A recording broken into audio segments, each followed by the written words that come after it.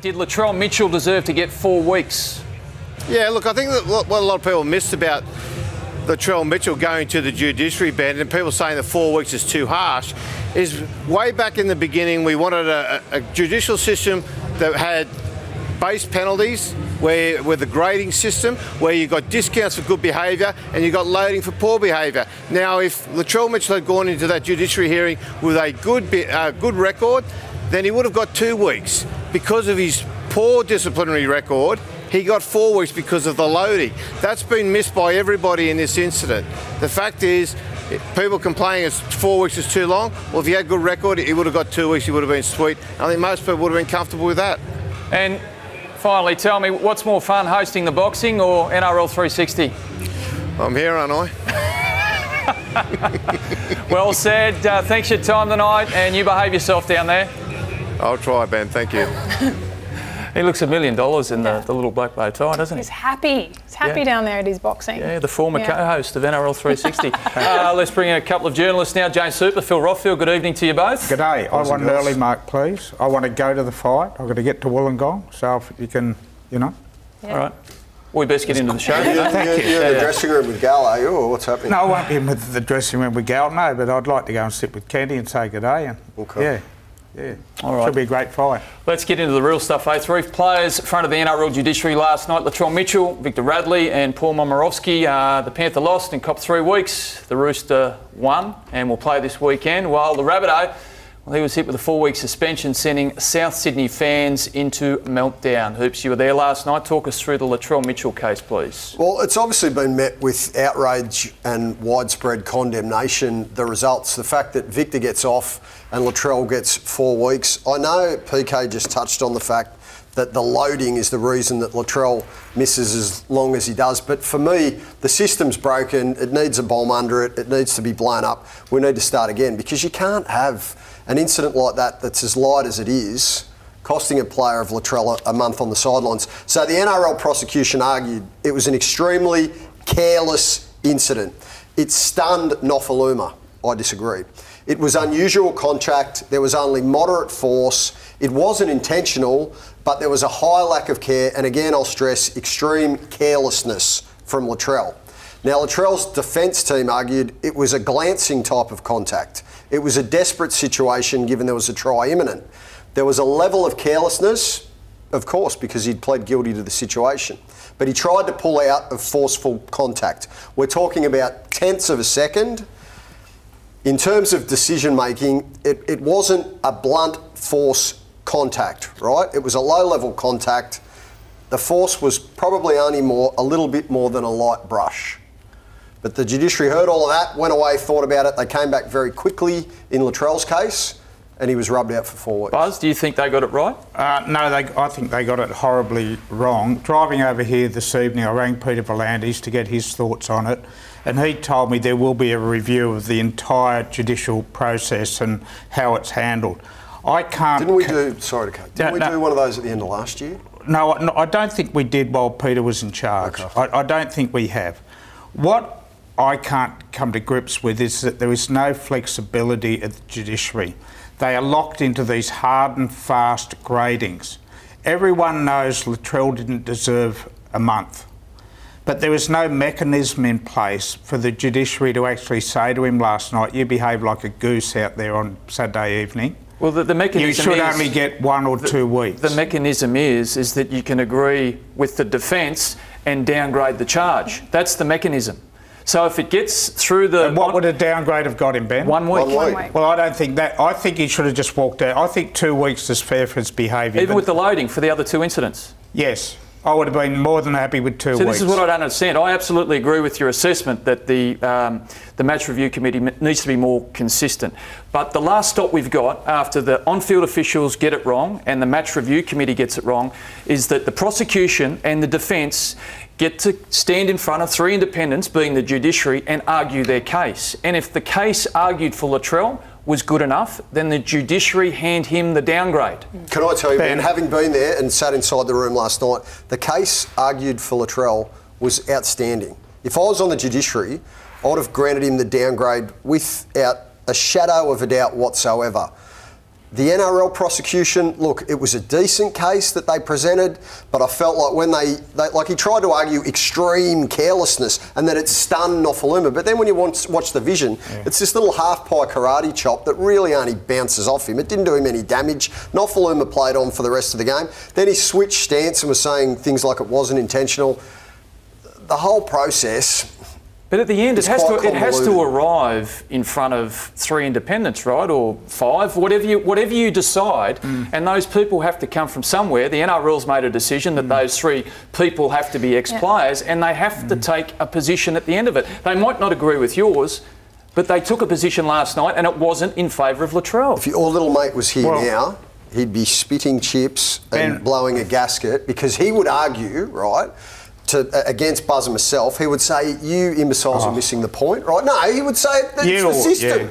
It's the system, Buzz. Look, that's why he got 4 weeks, because of the loading, and he's had 5 charges in the last 2 years. I think the fans, Buzz, at the end of the day would be upset mostly at the inconsistencies, because you see other players cop less, and yes, there's loading here, and that's why Latrell gets a little bit more, but the loading's actually only 1 more week. I think fans out there are the ones that lose the most out of this. They don't get to see Latrell out there for the next 4 weeks. I was going to mention the Kaufusi case, Melbourne Storm, round 2 or 3. Well, it's the same charge, guys. It's the loading that's got him in trouble. Ryan Madison is on the ground. Yeah. Comes in over the top, elbows him to the head, knocks him out. Hasn't played since, what, 4, 5 weeks? He got half of what Latrell Mitchell got. Yeah. So this that is not right. But to be fair... No, it's not right, Ben. No, there's nuance in that, because Ryan Madison has got a history of concussions. And if he hadn't had a history of concussions, he's probably only out for the 1 game. And then your argument changes again. I don't think there's any perfect system. Latrell didn't injure this player the other day. Didn't injure him, it didn't scratch him, Ben. And he's still got a month. Ben, this might seem like a crazy suggestion, but I think back when you played, you would get charged with an incident, you would go down, you would front the judiciary. Buzz, you would have covered plenty of these cases. And they would simply look at the incident and then land on a number of weeks. It sounds simplistic, I know. They've got to try something like that. There has to be a better system than what we're arguing about at the moment, because we have these arguments in and out routinely every 12 months. So we're going to hear from the Rabbitohs football manager, Mark Ellison, who had this to say about Latrell Mitchell's guilty verdict last night. Obviously disappointed with the result tonight. We came in here hoping for a grade down and didn't get it, but that's the way it goes. What was his reaction in there? Obviously disappointed. Yeah, obviously disappointed, like all of us, yeah. Is it a fair hearing? Yeah, it was a fair hearing, yeah. Not a dirty player, is he? I don't think he is, no. I think it's caught by circumstances in this incident, and bad luck for him on the outcome. The big thing about it, he's a Dally M leader at the moment, and the crowds ain't going to see him for 4 matches, which is sad for the game and unfortunately for him. But anyway, we'll move on. Thank you. So Mark Ellison, seeming very calm and composed there, Lara, but how have the Rabbitohs reacted today? Well, they're absolutely furious. Outraged is the way it's been put to me because of the month-long suspension to Latrell. So much so they've put together a dossier and a very long list compiled of other incidents, including vision and photo evidence, to really compare what Latrell did and try and pinpoint the inconsistencies that we have seen from him getting the 4 weeks on the sideline. So that includes charges that have been deemed grade 1, where he was deemed a grade 2, and also offences that have not even been picked up by the match review committee panel at all. So they're highlighting the gross inconsistencies at the moment in the game around charges, and this is the one they used last night. Jake Friend here charged with a grade 1 dangerous contact for this, and it is very much South's feeling that this is worse contact than what Latrell did, and he got a higher grading, and is obviously the loading is interrupting. That's the same as Momorowski's tackle, isn't it? Similar, yes. But he got 3 weeks for that last night. Doesn't go up as high. Yeah. A number of other incidences, they included Adam Reynolds was knocked out earlier in the year, as we know, against Manly by Sean Kepi, and there was no charge in that one. There was this one in Felice Kaufusi. This was late last year. Felice gets him high off the ball. This is the Kepi one, and overall they all look in South's eyes as incidents that escape charge altogether. and weren't even deemed a penalty on the night in some cases. But Latrell, in complete opposite, gets a 4-week. Look, I get why they're frustrated, but you know what? If the four of us got around the videotape, went back over South Sydney's games for the last 12 months, we'd probably find multiple examples where Souths have got away with a few of these things themselves. You know, I mean, you build a dossier to support your case. What I don't understand is what's the point of building the dossier? Well, the point is to prove what I was saying earlier is the inconsistency. And we can understand inconsistency with referees' decisions on the field, even with the backup of the bunker. But as we said the other night, it is not acceptable when it's match review. Now, every time a player does what Latrell has done, is that going to be a 300-point offence? Are we happy to Is it a grade 2 dangerous contact? Yeah, are we going to start? The other thing is that we talk about start seeing players rubbed out for that? The other thing, he stayed on the field, no sin bin, got 4 weeks. Victor Radley got sin binned and got off. You know, that's more inconsistency. What changed here, mate? Because at the end of the day, you've got to sort of take out a group of human beings and replace them with other human beings that you would hope make more consistent decisions. So is it the quality of the people on the match review? What I'm saying, in the old days, Ben, when there was one referee and they made decisions at 100 miles an hour with the help of the touch judges, they used to be able to get send-offs in a reasonable manner. These days, they've got touch judges, they've got a referee in the stand in his ear, they've got a bunker with 10 screens in it. They've got 30 seconds to review it. Again, but you are talking about the match review process here, not what happens on the field. Well, I'm talking about both. I'm talking about both. The process is too complicated, Ben. Okay. Simplify it. Do it on a case-by-case basis. The player goes down in front to the judiciary. They land on a punishment in terms of weeks. So, Hoops, Radley gets off, and I've seen this National Roosters League conspiracy's been taking off today. Yeah, I'm sure the South Sydney fans have had plenty to say about it. But it's on the same night, though, which makes it harder for players and fans to understand, is that when you look at all the incidents, you would assume that Latrell is not going to get 4 weeks when you've just seen Victor Radley get off completely. Yeah, the tricky thing is when you sit in there and you hear all the evidence, and it is quite a laborious and long-winded process, it's not an apples for apples comparison. Every case is different. Now, the real dagger in the heart in terms of the National Roosters League conspiracy theory is the Roosters actually used a comparable example of an incident involving Latrell Mitchell to successfully argue that Victor's was only a grade 1, not a grade 2. So, as a result, they had some success. Victor can play in the Anzac Day They had a match. fair media build-up too, with Frank Panisi coming out and saying the player wasn't hurt. We don't think he should have gone to the sin bin. I think that's helped a lot. Gamesmanship by Munster. Yeah, well... Can I drag this back onto the footy field? How do you think this is going to impact Latrell and the Bunnies going forward?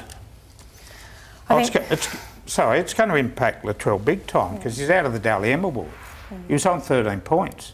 How's he going to get into the State of Origin side with 2 games to prove before Brandy and Freddie picked the side? You had him out anyway. You had Tom Travojevic going on Monday night. Remind me of that again. We know what Latrell's like. He's an emotional player. Obviously, that got the better of him on the weekend. But I think out of all of this, he'll probably feel like he's been hard done by. And whether he channels that in a positive way and comes back and plays. Yeah, he doesn't need to come back with a chip on his shoulder and have it affect his footy. He's got to drop the angry pills. He's got to learn from this, as much of it as it is a difficult scenario to swallow. But you go back to the back end last year when Latrell was injured, there's only one Latrell Mitchell, but Alex Johnson's a damn good replacement, and the Bunnies powered deep into the finals and finished up 80 minutes away from a grand final. So I think they'll be okay. But even guys you were talking, Kenty was talking about the other day, the angry pills, and this is typical Latrell, and you know he's. Well, you're saying he didn't have angry pills on Saturday night. No, of course he had angry pills, but I'm saying it was a one-off. I'm saying it was a one-off. Well, no, he has been times in his career where he does blow over. The 2 priors were in this game against the Tigers what I am saying, year. though, he was on 13 Dally M points out of a possible 18, which is unbelievable. Yeah, and now he's rubbed out of contention. So he hasn't been playing dirty all year. I don't think anyone's saying he's a dirty player. I think that it's told other players that if you get under his skin, if the team's not playing well, he's an emotional player. Yeah, you can get a response.